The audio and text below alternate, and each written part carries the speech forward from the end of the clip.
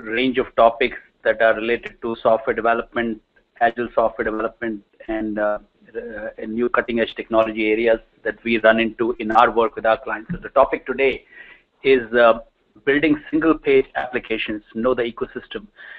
Single-page application is a very popular way now to build highly immersive web applications which provide a desktop-like user experience. And understanding this entire ecosystem and fully getting some sort of a mental framework how to pick alternative technologies that go into building single-page applications is what we'll cover today. And I'm delighted to have our own Rohit Ghatol, our Director of Engineering, to present this topic. So let me do a quick introduction to Rohit, and then I'll turn it over to him. And before I introduce Rohit, let me also just kind of quickly run through the mechanics, the usual mechanics of this webinar. We will have roughly 45 minutes or so of presentation that Rohit will go over on this topic of single-page applications. Along the way, I'll act as a moderator. This is obviously a very technical topic. I'll pick and choose some questions that warrant to be covered along the way. You guys feel free to type in your questions in the Q&A panel on GoToWebinar session. And then at the end, we'll still leave some time to take some broader general questions that you guys may have.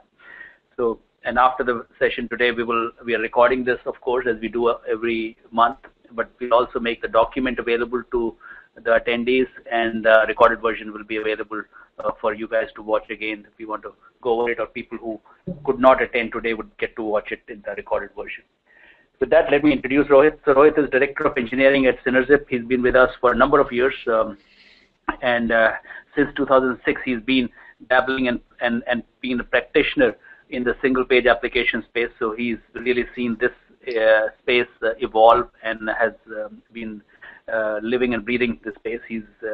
Overall, he's a technology evangelist and been a speaker at various conferences, and he's written a book on beginning PhoneGap. And in general, he tends to dabble in and maintain his cutting-edge expertise in all areas related to bleeding-edge technologies, whether it is mobile or HTML5 or cross-platform mobile and so on, including the traditional enterprise Java J2E type technology stack also. So currently, he's more enthusiastic about NodeJs and NoSQL and Hadoop, but I'll let him talk more about him when I turn it over to him. So with that, over to you, Rohit. Thanks, Yeoman. So, like Yeoman rightly said, I'm a technology evangelist. I love technology and like to always look at new technology. But that's enough about me right now. Let's just try to jump over the topic. Before we begin, I just want to share how we came up with this topic about SPA ecosystem. So here last year, we were engaging with few of our customers, and we proposed to them that they should build a new UI using single-page application technology. And it was kind of difficult for me to explain to them what really single-page application is, because it has too many pieces into it. So last year, I wrote a blog on SPA ecosystem. It tended to be a very long blog, and this presentation would cover or would summarize some aspects of that blog. So after this presentation, if you guys want to deeper into each aspect of that, also if you're not understanding what a concept means, just feel free to visit this blog, and it will basically introduce you to different angles of each of the framework areas. So with that, let's begin today's topic of SPA. Like Yeoman said, what is a SPA? So SPA are the new browser-based application which are fast replacing the fat clients. Imagine Gmail replacing Outlook, or imagine Adobe Photoshop coming inside your browser. So we're talking about really rich applications which are now appearing in the browser, and there is no need to install them. All these applications are very rich and immersive. They are able to save the context for the user. You can even bookmark APIs, bookmark URLs on these applications and go back to a particular portion of your application. Also, some of these applications can pretty much go offline. The best part about SPA, although, is that it opens doors for you so that you can build hybrid mobile applications. So while you plan to build your desktop application as a SPA with a little bit more effort, you can always extend it to create a hybrid mobile application. Now, most popular example of SPA, which are there is, of course, Gmail. Google Hangout is a very good example of SPA, and Facebook and Twitter are almost SPA. And nowadays, every new application which is coming up tries to be an SPA if the context is right. So with that, we have covered what an SPA is, and then we should go to the next topic of why should we learn about the SPA ecosystem. Now let me give you an example of what typically happens when I talk to people who do not know about SPA, and they carry a concept of SPA in their mind, which is not so accurate. So if I'm actually talking to a developer and interviewing him about SPA and ask him the question, what do you know about SPA? Typically around last year, I used to get this answer that I know jQuery. And that was my reaction. Like, no, not again.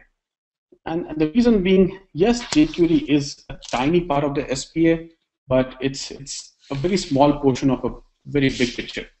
And we will see that going forward. So if somebody claims they know jQuery, don't believe that they know SPA, because SPA is a much, much bigger thing. Now, having said that, what we should focus on in this webinar is listing popular frameworks on SPA and see where they actually fit in. But before we do that, we have to go through certain classifications. We have to put these frameworks in different areas of SPA and see what they fulfill. So this is the main slide for this entire webinar, and we'll keep on coming back to this slide as we go ahead. Now, instead of me explaining each portion right now, we will just go progressively and we'll pick one box at one time and go ahead. So we'll start with the foundation layer, then we'll go to the representation layer, then we'll touch the large-scale application architecture layer, followed by build and deployment layer.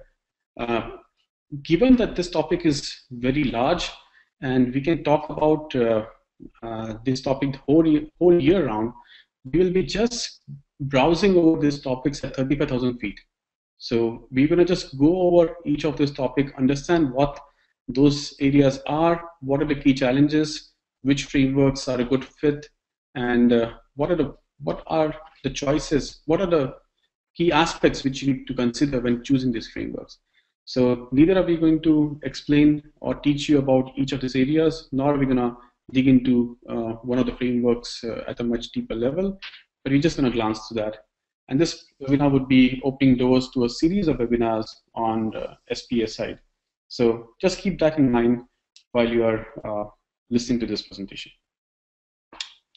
Okay, so the first area we'll look at is DOM manipulation. Now this is the most basic area of SPA. Typically, that's what jQuery does. It takes your DOM, manipulates it. So basically, any changes in the view, you are supposed to use libraries like jQuery or XUI or things like that. Also, event handlings like button clicks and everything I handle in this area. So as this is a very trivial area, we are not going to dig much deeper. Let's go over the frameworks. jQuery being the most popular framework, another version of jQuery has come, 2X, which is a lighter version of jQuery, removing support for i6, 7, 8. Zepto UI is one of the frameworks which came as a lightweight replacement for jQuery. Almost all the APIs of Zepto UI match with jQuery, so it's a good replacement for jQuery if you think your application is being too heavy. But given the internet speed these days, that's a non-issue. Other players are coming up like Snag, $DOM, so that's mostly about the DOM manipulation layer. It's a very basic area of SPA. Going forward, the second area of SPA is in the foundation layer, is while you manipulate the UI, you need data to manipulate the UI. So simply said, Ajax. Hey Rohit, let me interrupt and take one question here. You have introduced this, if you can go back to the previous page, you have introduced this organizing framework for various alternative SPA or various components in the SPA technology landscape. Is this kind of a industry standard way to think about these boxes, even the bigger ones, the presentation layer, the foundation layer, and so on? Or is this something that you have put together based on your experience in how these applications come together? So that's a very good question, Hemant. So over the last 2-3 years, we have been toying with single page application. In fact, since 2006, we are building single page applications. Initially, we used technologies like Google Web Toolkit, and then we started moving towards JavaScript frameworks. So our first experience was with Sencha and with Backbone, and then we moved to Knockout, and now we are trying Angular. So while we're building things for different clients, slowly this pattern emerged out. So this is our own view of how we categorize single page applications. In Synerzip, we use it as a template for building SPAs. Okay, all right, thanks. So going to the next layer, data access layer, Ajax has been around.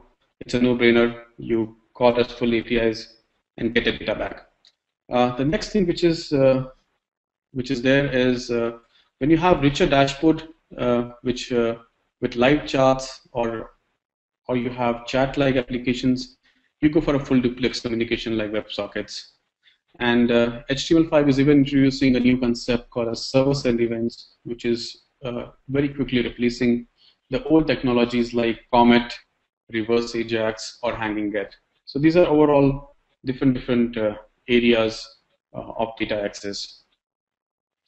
So again, in the APIs, jQuery by itself provides Ajax. There are other APIs which are there. The thing to note is any brick frameworks like Sencha or Backbone or Angular, these will provide their own high-level APIs to call RESTful APIs and fetch data. So when it comes to WebSockets and server-side events, really you don't require a library because these are coming as HTML5 APIs. So most of the modern browsers support them out of the box. So that's what it is about. These two low-level building blocks, DOM manipulation for UI, data access for fetching data. But when you go beyond that, when you go beyond jQuery, which I'll say, you have to think about building your applications which will have certain aspects like models, views, controllers, routers, which you'll see. So these are different components of your application. Now, once you have different components of your application, you have to think in terms of modules. So you've got different classes and objects. You're going to put these different classes in different JavaScript files. They will have certain dependencies across themselves. So the view will tend to depend on the model. The controller will tend to depend on the view. Something of those sort of dependencies will come into picture. Also, if you have a bigger application, you will have a number of these JavaScript files. So you don't want to load all of them up early on. So you might want to do asynchronous lazy loading, and you might want to do some kind of a lazy loading. And of course, when you're working with JavaScript, you have to take care of namespace conflicts. If different classes in different libraries are having similar names, then you can have a namespace conflict. So modules are a good way of taking care of that. And typically in that, we use a term called as AMD. Now, AMD stands for Asynchronous Module Definition. This is one of the very basic building blocks of single-page applications. So the conclusion is you really have to use AMD. I don't see alternative where you will not be using AMD to build your application. AMD gives a certain quality and certain speed to your application. So AMD will provide you reusable modules, it will provide you dependency across your modules, avoid namespace conflicts, and so on. Now, if your application looks like this, like we talked about, your application depends on controller, which depends on view or store, and ultimately it depends on model. If you're not using something like AMD, you will end up writing your code like this, where you will end up putting all the JavaScript files in the HTML page itself. Now that's tricky. Imagine if you happen to have 30, 40, or 50 odd JavaScript files, you have to maintain a certain sequence. You go wrong in the sequence, your application doesn't load. And that's not really the right way of coding your SPA. So if you move to SPA, typically you will move to a library like require.js, where you will say, hey, go ahead and load my first module. And that's what we are saying over here. Require.js, go and load the data main app.js. So what require.js really does, it goes through each of these JavaScript files, which are nothing but require.js module containing your classes, and each of these files start with a header like this. App.js starts with require controller, so it knows I need to load the controller.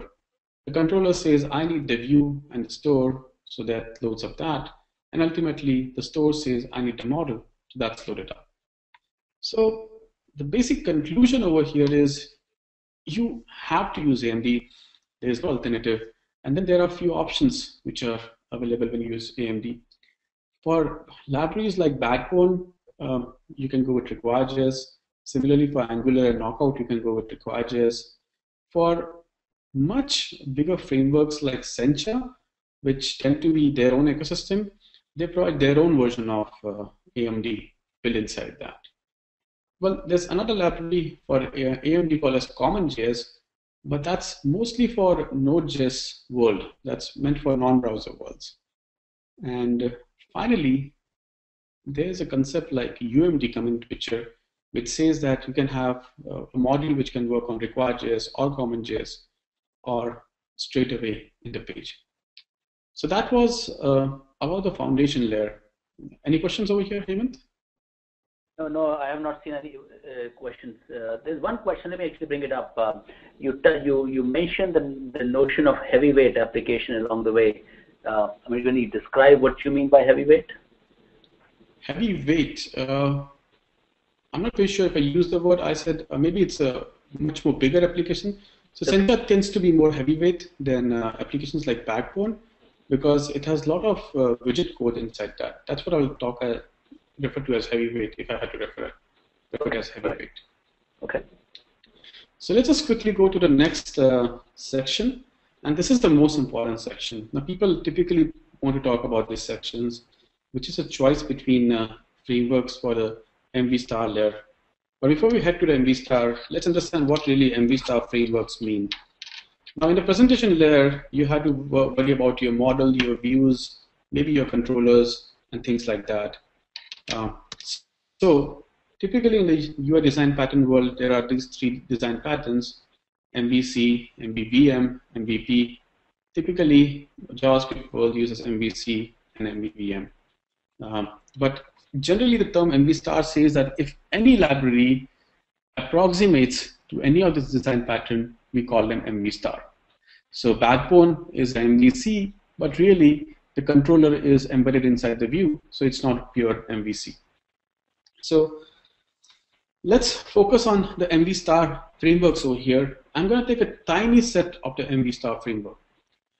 These being Backbone, which has been there for quite some time, AngularJS, a new one from Google, Knockout, a favorite in the Microsoft world, AmberJS, again a well-known framework. So when you look at the MV star frameworks, there's a categorization happening over there.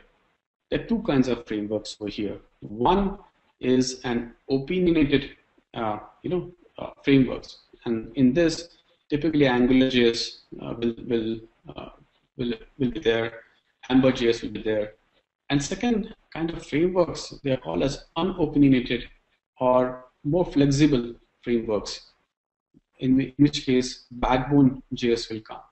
So your first choice when you're working with MV star frameworks is, what do you want to go with? Do you want to go with a very basic minimalistic framework like Backbone.js? which is very highly flexible, but you have to do a lot of varying initially to get it started with. The second thing is an opinionated framework in which they will define pretty much the entire programming construct. That the views have to be defined in HTML. They're supposed to be two-way binding to be used. The routers are supposed to be of certain kind and things like that. So there are predefined conventions, but then again, it's faster for the development cycle. There's a learning curve, but then you don't have to worry about the architecture. So this is a very basic choice which you have to make while you're going to work with the NV Star frameworks. So let's go over this NV Star frameworks one by one. So Backbone.js, one of the first popular NV Star frameworks, again, very lightweight, unopinionated. It works with numerous other frameworks. So Backbone doesn't define that you have to use such and such library for such and such thing. You can pretty much use other libraries as you please. And it's been there for a long time, so it's got a good ecosystem. You got Merrimit.js, which sits on top of Backbone and gives you a framework for large-scale applications. Chaplin gives you an architectural construct. Thorax gives you an opinionated version of Backbone. And there's even an exoskeleton, which is a very much lightweight version of the same Backbone. So you can replace Backbone.js with exoskeleton. So it's a very popular choice, but like it's unopinionated, you have to, there's a learning curve and it takes longer to code for developer. AngularJS, newer framework, very popular, backed by Google, good community support, has cool concepts like two-way data binding, has a very fast development cycle. So this is becoming a favorite very, very fast, and we are planning to use it for our next SPA. Next one is Knockout, and this one is favorite in the Microsoft world. And the reason being, it's an MVVM design, which is the same design used in Silverlight. It also supports two-way data binding, has a much faster development cycle. Generally, when I used Knockout in a few of my projects, I realized that it's a very good framework when you're building small size to mid-size application, which is like mid-size level complexity of applications. In that scenario, Knockout tends to be an ideal framework, according to me. It does lack basic things like a router for switching between different UI screens and things like that. But otherwise, it's a lovely framework to work with for small to mid-size apps. And that's my own personal opinion over there. Backbone seems to be a lot more cryptic in terms of you have to code in the view entirely by yourself. It's powerful, but I don't like the fact that you have to write jQuery APIs inside the views. This is how I'll describe the NV Star frameworks, which is there, and this is the basic choice which you have to make when you're doing that. Before you go off from this section, can you shed some light on this topic that you referred to as mid-size complexity versus small? So for someone who's building a new application, how do they know whether they're mid-size or small? What are the characteristics?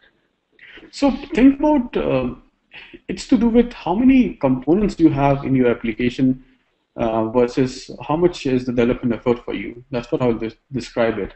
So let's say if Gmail is considered as mid-size, then an Adobe Photoshop-like application or a full-blown Microsoft Office application in a browser, I would consider it as large scale. Then I'll consider Gmail as mid-scale because it only has contacts and emails and nothing more. So think about that analogy when you're looking at mid-size versus large-size applications. Okay. And can you give an example of what you would consider small then? A small would be something like Twitter. Something very, very basic, basically. Right? Chatting applications or something very, very basic. In fact, small size, let's stick to mid-size and large size because small size is very difficult to describe. I really haven't worked on any small size applications, so let's just go with two sizes. Okay, all right, sounds good, thanks. So if you're working with MVC, if you want to choose an MV Star framework, this is a good start. Call us tudumvc.com, where almost all the frameworks are mentioned, and there are core examples for all the frameworks which fall in the MV Star world. So if you want to choose which one to go with, look at the core examples over here, and then you can make your choice. All right, so that was in brief the MV Star framework. Now, typically a MV Star framework also includes a templating engine, which allows you to take out the view logic out of the view. And it also has the routing and history library inbuilt into that. In case it doesn't have it, you need to understand what really templates are. So for example, Knockout doesn't, for example, Backbone doesn't have its own templating library. Backbone says that you can go and use any templating library. What templates really are is view logic put into HTML snippets, which you can use. So think about JSPs versus servlets. So JSPs, when you use scriptlets, those are templates. Think of ASPs, those are templates. So now templates are also coming in the JavaScript world. And the whole idea is when you're building an application like a shopping cart application, and if you're searching for a camera, you don't find it, there's a section which is conditional, which shows up only when no such results are found. Also, you can have multiple results repeating over here. You can have the pagination bar and the category bar rendering depending on the data. So all this logic typically goes into your template scripts which are there. And it makes your code very, very clean. And there are numerous template engines out there, Underscore being one of my favorite, Handlebar being one which is used with Amber.js a lot. Mustache is a much more good-looking template engine. Whereas when you work with frameworks like Angular and Sencha, they tend to have their own template engine. So Sencha has its own X template engine built in. So you just need to be aware of this when you're using templates. So sometimes template engines are provided with the MV Star framework. Sometimes you have to use your own. The same thing goes with routers, actually. When you're working with routers, understand the concept of a router over here. A single page application is typically single page. So that's going to be abc.com. So in this case, if I click on the tab 1, it needs to somehow register with itself that it's on tab 1. So it puts a hash tab 1 at the end. Now if I move to tab 2, that URL changes, but it changes after the hash. So it's all client-side changes. And if I bookmark this URL, and if I come back to that bookmark again, the single page application should look at the URL and know that, hey, I'm supposed to be on tab 2. So it will actually open tab 2 itself. Moreover, if I'm navigating to the application, and if I happen to click the back button, it should behave more or less like a normal application and then go from tab 2 to tab 1. So routers in history basically gives you bookmarkable URLs, even for single page application, and support for back buttons and forward buttons, which are there. So routers and history, you have to make sure that you have the support for them. Without that, single page application won't really feel like normal web applications. And here are a few examples. So again, like I said, the bigger MV Star frameworks will have support for it. Like Angular has support, Backbone has support, Sencha has support. Knockout doesn't have support for routers. So in case of routers, you will have to pair it. In case of Knockout, you will have to pair it up with Router or SAMI or some of these frameworks. So that part, so when we combine MV Star with templates and routers and history, that is, these three parts sit very close together, and typically most of the MV Star frameworks provide both, almost all three of them. So that's about MV Star. Now, the next topic which you're going to cover is you have built up your single page application with views, models, controllers, backend RESTful web services. Now you want your UI to feel like a modern UI. So in that case, you go with responsive UI design frameworks. The first thing which this frameworks provides you is they allow your same application to be usable on different screen sizes. So an application on desktop will appear with all the menus on the top. When you move to mobile, all the menus are shifted to a drop-down over here. Similarly, you can have on desktop, you can afford to have 3 of these boxes side to side. In case of mobile, they will be switched to one below another. And typically, these applications use a concept called as a 12-column grid, where it says that in case of desktop, because I've got a large space, I'm going to divide the desktop into 12 columns, equal columns, and I'm going to say the first box lies in the first 4 columns, the middle box lies in the middle 4 columns, and the last one lies in the last 4 columns. While this is true for the desktop world, I want to make an exception when I'm going on a mobile world. In a mobile world, because all these 12 columns squeeze in very tightly together, now when I say in a mobile world, I want to make the first box not take 4 columns, but take entire 12 columns. And because there are only 12 columns, the next box automatically just goes below. So this is pretty much the concept of responsive UI design. And there are 2 main frameworks which are available over here, which is Twitter Bootstrap and Zerf Foundation. And we'll spend some time comparing them in the next slide. So the name itself suggests what is what. So Bootstrap is the bootstrap your application. It provides more of everything. It will provide you a good-looking theme. It will provide you good-looking layouts. It will provide you a rich set of UI elements, including icons. And that's what Bootstrap is all about. So pretty much if you start with Bootstrap, you don't require a UI designer. But if you go with Zerf Foundation, what they say is that it's a foundation layer itself. It will be minimalistic. They will have limited UI elements. That's the choice which you have to make, whether you want more or you want minimalistic. And both of them are mobile first. Bootstrap uses pixels for its sizing, and Zerf Foundation uses EM. So you can use percentage over there. And good thing is both of them have the 12-column grid design. So pretty much your UI must have a responsive UI design to work with. That's a given. We'll quickly just browse through the next 2 topics, 3D and 2D and style sheet language. So because we want to... let's take one question, which is, I think, going in the flow. Rohit, the question is, do you use Bootstrap with Angular? Well, Bootstrap with Angular, I haven't really done that till now. I have used Bootstrap with Backbone and Knockout. With Angular, I don't think there should be any issue, because typically Angular only provides you things like some markups. So in my opinion, you can use Bootstrap with Angular, because Bootstrap only provides you HTML structure and CSS. So there shouldn't be any problem as far as my current knowledge goes. Okay. All right, thanks. So if you're going for 3D and 2D, 2D typically is done using Canvas and SVG, and for 3D, you have WebGL support.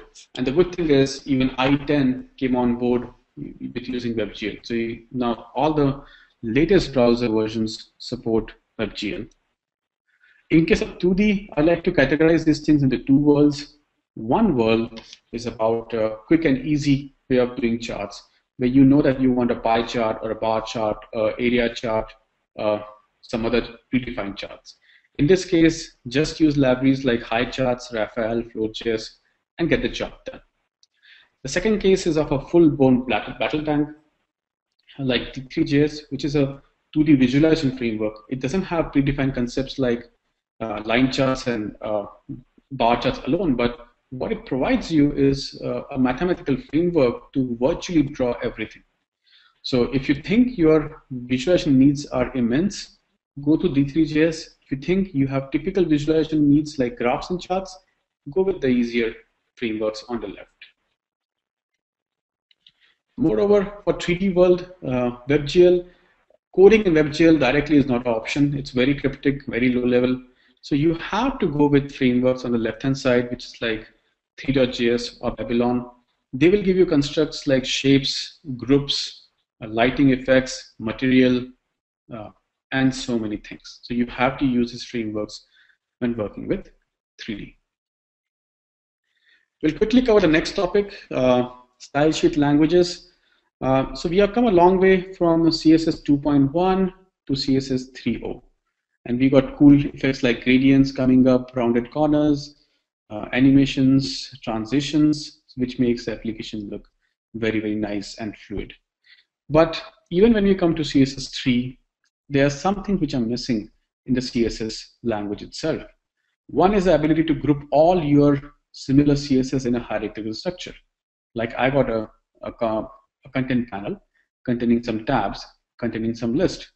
I would really want to put all this thing in a hierarchical structure so I know that they all belong to one particular group.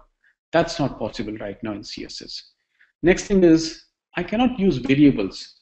Imagine if we are creating themes, and while creating themes, if I could declare 8 variables for 8 different colors, and then I use these variables in my theme, saying that the header is a darker shade of the first variable, the footer is a lighter shade of the second variable, then I can really create different themes by just changing those 8 variables. Well, today, if you work with CSS, you will have to do it all together. The last thing is mixins, which is like reusable code snippets. Whenever you code in CSS, you end up using -WebKit, -transition, -Mozilla, -transition, -Opera, -transition, and so on, which is very, very time consuming. And you would want to create these mixins once for the entire application and let your developers just reuse them. So 2 popular frameworks to allow all these things are Sass and Less. And these are the leading frameworks. And when it comes to choices between both of them, well, they're almost same. So it's your personal choice as to what to use. So that covers our topic of foundation layer and presentation layer. And we are running a little bit slow. We'll have to go and look at the large-scale application architecture because that's an important topic to cover. I don't mind missing the build and deployments, but the next topic is very important. So before we go there, I just want to pause for a moment and invite any questions. So the only question which is I've kept in my pending box here, and I'll reserve it for the end because it's kind of a general question. So I think you should keep going in the interest of time, and I'll take the question at the end. Sure. So in case of large-scale application, we have to first define what a large-scale application is. And let me read out 2 quotes from Andy Osmani, who is a Google engineer working on the HTML5 world. And he is the author of a white paper called as Patterns for Large-Scale JavaScript Application Architecture. So what Andy Osmani says in his two quotes is, in my view, large-scale JavaScript apps are non-trivial applications requiring significant developer effort to maintain, where most heavy lifting of data manipulation and display falls to the browser. And that's how we define large-scale application. A lot of components, visual components, a lot of data transition happening, and a lot of effort for the developer. What he also goes and says is, if working on a significantly large-scale JavaScript application, remember to dedicate sufficient time to planning the underlying architecture that makes the most sense. It's often more complex than you may initially imagine. So the whole point over here is you have to focus on architecture a lot when you're building your large-scale applications. And let's use some names over here. I'll use the name decoupled components, or I'll use my favorite name called as mini applications. For building a large-scale application, your application has to be divided into components which are decoupled. So one component can live without the other components. Even if one component crashes, it should not matter to the other components. So literally think your application as a grouping of mini applications which can live by themselves. They may need to communicate with each other to function, but they can live by themselves. And these components would contain various models. They would contain various views. These views will be nested in nature. So one view can contain another view. And the most important aspect is there should be a proper cleanup. For a large-scale application, in the same screen area, your components will be born and they will end. So they'll be loaded by the browser, they'll be taken away from the browser. So we require a proper cleanup mechanism so there are no memory leaks and there are no memory issues over there. So it's a very important aspect. Next thing is, as this many applications transition from one to another one, you need to have multiple routers. So you really need to have a good architecture for having routers. Third thing is, your many applications or components will be communicating to each other in a manner in which they are not aware of each other. So a classic example is an event bus. One component puts a request, puts an event on an event bus. The second one just picks it up. So messaging happening to event bus is one of the desirable things for large-scale applications. And if possible, try to abstract out use of low-lying libraries. So don't just tie in or marry applications like frameworks like jQuery or Zepto or any particular router library or any particular template. You might want to change them in the future. So one example of this framework is an upcoming framework called as Aura. This is again a framework from Andy Osmani. What he says in that is there's an Aura core which takes care of the life cycle of components. In this case, I mentioned the components as a widget in the yellow box. So what he says is the components or widgets, they live in their sandbox. If they want to make any changes to the DOM, they will do it through the sandbox. If they want to communicate with the server, they will do it by the sandbox. If they want to communicate with each other, they will do it by the sandbox. And the sandboxes are extended using extensions. So look at this example over here. Let's say widget 1 wants to find an element on the page. So it won't be using jQuery directly. What it will do is it will use sandbox. In that case, extension, DOM extension, which we write ourselves, will come into picture, and it will basically add an extension to the sandbox, saying sandbox.dom. So typically that DOM extension provides you an interface layer, an abstraction layer, and jQuery comes and provides you implementation. So tomorrow you can just switch jQuery with Zepto UI and so on. So classic examples for widget 1 will be calling sandbox.dom.find to look up some elements, sandbox.ajax.ajax, make any calls. Underlying here it's using jQuery. Similarly, for routers and MVC frameworks, you can add extensions. So you can pretty much change the use of frameworks. When these widgets want to communicate with each other, again, as I mentioned, they're going to use sandbox to emit messages, and they're going to use sandbox to receive messages. And that's pretty much the architecture of a large-scale application over here. And the framework which I know about are typically Aura.js. Since I was working on Backbone a while back, I have read briefly about Mariner.js, which also kind of qualifies for that. There may be other frameworks, but the one which is our favorite is Aura.js because it's a component exhaust, it's a framework agnostic with the use of extensions. So that was about large-scale application architecture. So any questions over there, Hemant? No, Rohit, you can keep going. No, nothing from this section. Okay, so we'll go over the build and deployment tools, and we'll quickly browse to that because we're not going to go deeper into these themes in these tools. We're just going to show what these tools are, what they briefly do, and what are the options over there. So a popular tool which is coming for build and deployments is Yeoman. JavaScript is a very flexible language, so you can very easily end up writing spaghetti code. So you want to have conventions while creating your application, while creating your views, models, and controllers. So the recommendation is to use a tool called as Yo, which is a scaffolding tool. So Yo typically has a lot of generators, ready-made generators for Backbone, for Angular, for Amber, I guess. So you can just use Yo to write the initial classes and then make changes in those things.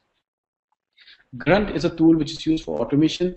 So anything required to build, which is in case of JavaScript, uglifying classes, JavaScript files, concatenating the JavaScript files, or minifying the JavaScript files, and all these things, you can use Grunt. It's a generic tool, so you can do pretty much anything with that. The last one is Bower. So these three together are called as Yeoman. So Bower gives you dependency management. Let's say your application needs to use a 1.7 version of jQuery, 2.2 version of Knockout, a 1.4 version of SAMI, and these frameworks might require some other frameworks. So you just mention that I want to use these versions, and Bower will go and fetch all these frameworks from internet and take care of any transitive dependencies, which is any other frameworks which, if they're required, they will also be downloaded. This is more like Maven in Java.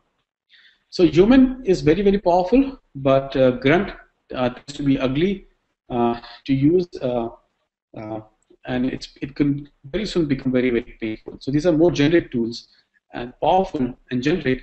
That also means that they can tend to become cumbersome. Another option for that is Brunch, which is basically an HTML web app assembler. It's got single focus, and that is to basically build your application for production. And it does all the things which I mentioned over here, which is JavaScript files it will prepare them for production, similarly for CSS and other files. So the option really is whether you use Yeoman or Brunch. It's very simple. If you want more powerful, go for Yeoman. But we prefer for Grunt. It can be an audio at times. Brunch, on the other hand, is very simple, focus, does just one thing. That's more about the build and deployment tools. We're going to cover the mobile packaging part because that's the part which is which comes in as a side effect of building single page application. You get an opportunity to take your single page applications and extend them to create hybrid mobile applications. So here's what happens with this mobile packaging tools. If you take tools like PhoneGap or if you take tools like Trigger.io, what they really do is they have a native application running in which there's an embedded browser, and that embedded browser runs a local copy of SPA. So think about an Android application opening up that has a browser inside itself, and the entire SPA application is right available there in that same application itself. So there is no loading of SPA from the internet. The SPA will just communicate with the server to load the data, and that's it. Now, what frameworks like PhoneGap and Trigger.io do, furthermore, is they provide JavaScript APIs which your SPA can consume. So they will provide APIs for, let's say, the camera, the GPS, contacts, compass, and so on. So you can tweak the SPA to detect that, okay, I'm a hybrid mobile application. So, for example, if I'm an Android application on Android, I might get an option to directly open the camera and take a picture and upload a picture to the server. So that capability comes into picture. And all this packaging tools, they give you options for multiple platforms. Now we're going to look at the first of them. First one being Apache PhoneGap, aka Cordova. So PhoneGap used to be owned by Adobe. It then basically donated it to Apache. Now it's called as Cordova. Cordova supports the maximum number of platforms. The last I checked was it supports more than a dozen platforms. So obviously it supports Apple, iOS, Android, Windows phones, and everything. It also has a plugin architecture, by which what I mean is tomorrow if you want to add more functionality to your SP application, like you want to include a barcode scanner, you can write your own plugin, like you have a camera plugin over here. You can write your barcode scanner plugin and just plug it in, and SPA can just use that to check for barcodes on some products and tell you, hey, this store doesn't have the lowest cost. The store across the street has the lowest cost. So you can do all those kind of things using the PhoneGap's plugin architecture. Also, what PhoneGap provides is PhoneGap Build, which is the build service in the cloud. So you kind of submit your code to the cloud, and it will give you the iOS binary, the Android binary, the Windows 7 binary, the Bada binary, and all its binaries. So it makes your life very easy when building hybrid mobile applications.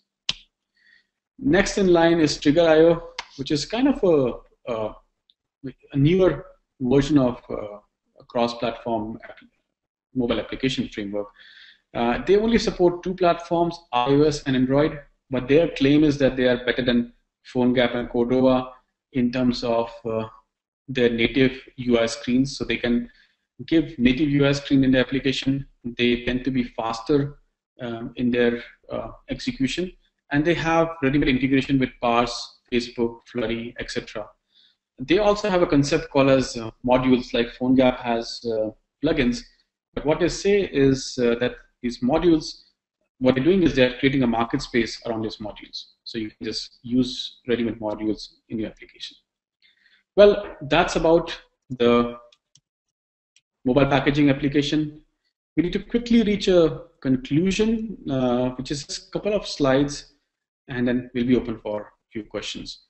So the conclusion is, when you're using SPA, you can classify the frameworks into 2 categories. One is when the framework is a large framework where it caters to more than one area of SPA. The second thing is the framework only caters to one single area of SPA. This is an example when a framework only caters to that particular area of SPA. For example, Bootstrap only gives you responsive UI. Router.js only gives you router history. The second example is a framework like Sencha, which is a whole ecosystem in itself, which will provide you with various options over here. So it will, with Sencha, you can even have mobile packaging, which I forgot to mention. Sencha is also coming with its own mobile packaging tools these days. That's a choice, group of smaller frameworks versus a bigger framework. The second choice is going for an opinionated library or going for an unopinionated library. Typically, the larger libraries are opinionated because they give their own way of doing things across the ecosystem. So the choice you have to make really is into whether you use a larger framework like Sencha or a group of smaller frameworks together, which could be unopinionated versus opinionated.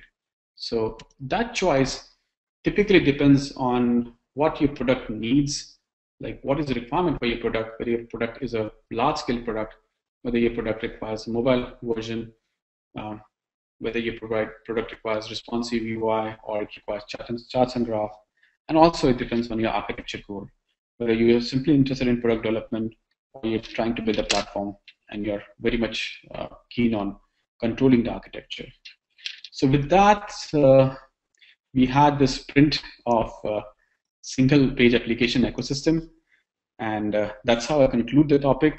We had to go very, very fast because a lot of topics to be covered at 35,000 feet. Now I'll open up things for questioning.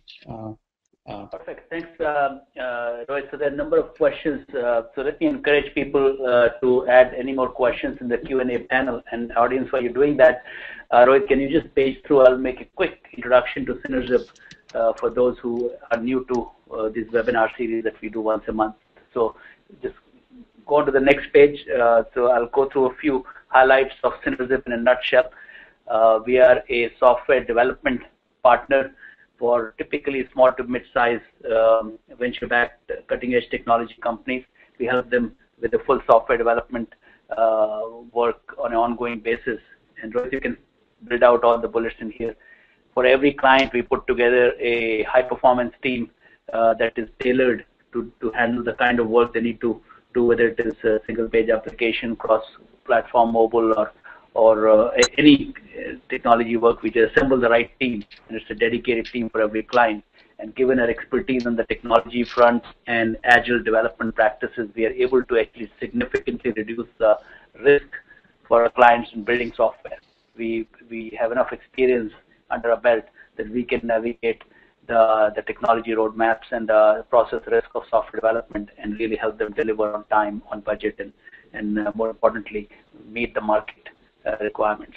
And in addition, we are able to provide a significant cost advantage to our clients because we have a dual shore team structure with a team in India and team in US.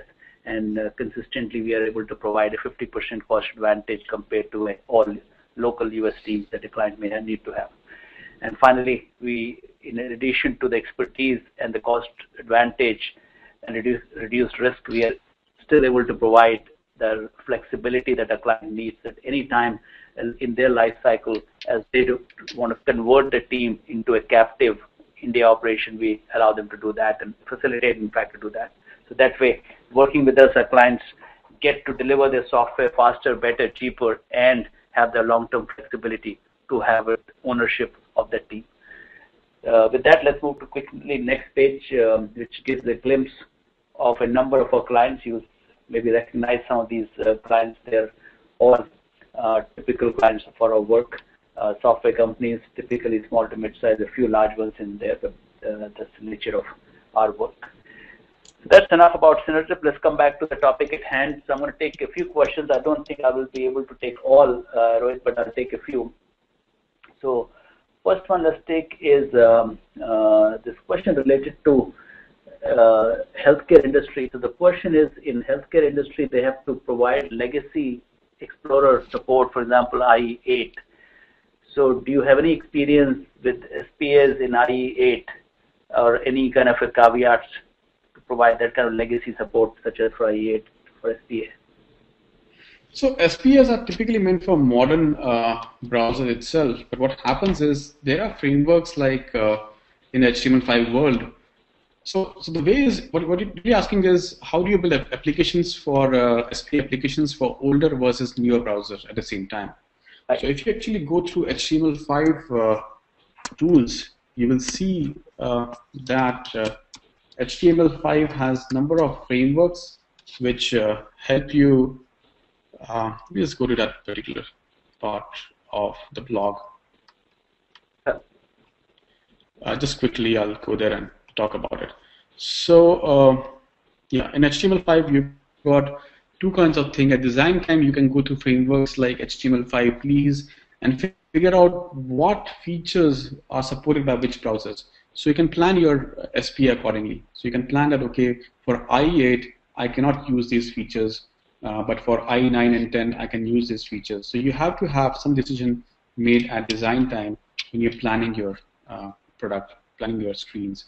The second thing is at runtime, you can use frameworks like Modernizer to kind of degrade your application gracefully for use in IE.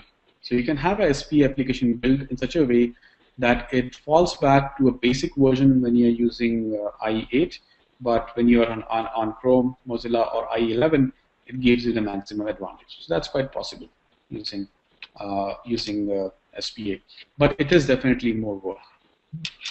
Okay. Let's take another question, Rohit, which is the role. Does the role of a developer evolve in this SPA landscape? So the question is it more like the developer has to be integrating tools and understanding how they are packaged rather than the conventional role the developers used to have? Well, that's the advantage when you go to a tool like Yeoman. If you're using a tool like Yeoman, it abstracts the developer from all the caveats of packaging all those frameworks. So if I would go with Angular JS generator, it will do everything required to get Angular JS product with grunt tooling, with power tooling. In fact, even things like CSS languages. So it will give me options whether I want to use Sass and things like that. So with Yo, it will give you a code generator which you can use and then escape knowing about the low-level details to a great extent. But on the second hand, a developer does has to step up when he's working with SPA, and that's the area of responsive UI. So typically, SPA teams are smaller. In a small teams, the developer also has to take care of the look and feel and making sure the application feels modern and works like that. So the developer can use frameworks like Twitter Bootstrap to give a good-looking SPA since day one without having the need of a UI designer. Tell you what, we have more questions, but let me just have to make some choices now. I'll take one final question. You mentioned module dependency using AMD. So how does that work with a dependency tool such as Yeoman? It seems you will have two dependencies, two spots now.